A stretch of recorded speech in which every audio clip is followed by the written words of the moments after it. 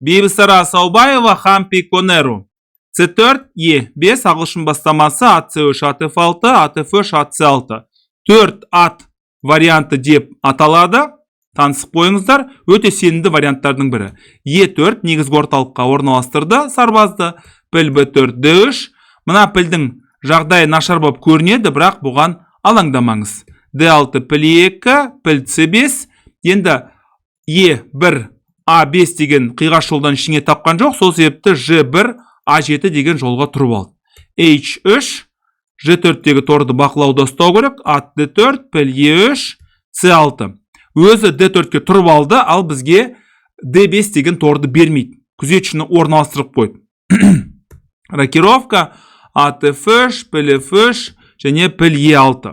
Уәзір D2 енді мүмкіндік бар болса, екі тураны байланыстыру, екіншен мына пілді қорғау. Рокировка және піл E2. Мүмкін F4 деген іс-әрекетті дайындап жатқан шығар. Піл E3, уәзір E3. Дәл қазір біз D4 деп жүргіміз келеді. Негізгі орталықты басып алуға, немесе F4 деген амалдарымыз бар. Бірақ C5 мына орталықты басып алуға мүмкіндік бермейді. Мүмкін қазір F4 болатын шығар. Жоқ, A3. Ол біліп тұр, енді мына уәзір қанатында белсенділік танытайық және қарсыласқа кәдімгідей қысым көрсетейік. Ат D7, B4 орталық тұрақты, сол себепті оң қанатта немесе сол қанатта емін-еркін шабуыл жасаңыздар болады. B6 және піл D1. Енді мына пілдің мәселесін шешу керек. Өйткені ол бұғатталып қалды. Мына сарбаздар оған кедергі жасап тұр.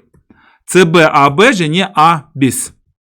Тура B1 тарыш ережесі артынан орналастырамыз. AB және тура B4. Енді мынау оқшауланған сарбаз, бұл осал сарбаздардың қатарына кіреді.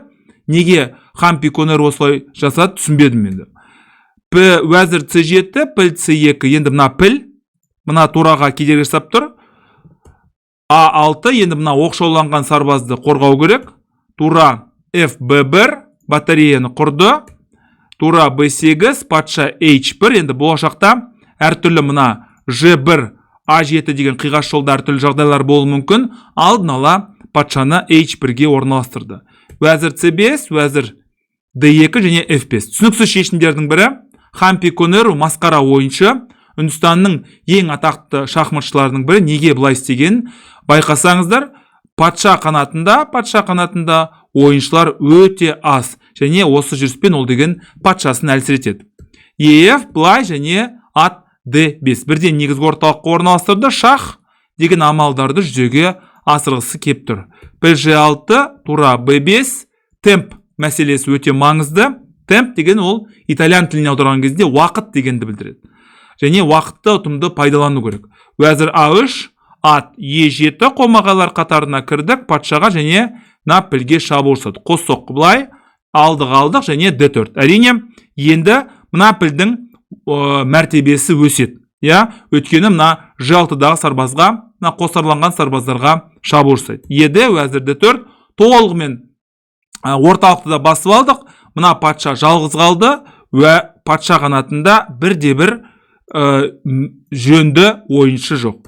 Ат негізгі орталыққа C5 қос соққы мына жерге және мына жерге. Әрине, мынаумен алатын болсаңыздар тура кетеді.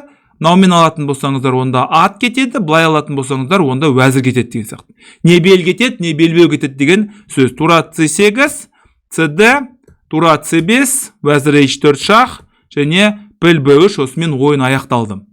Енді амалсыз осындай жағдайға тап болды.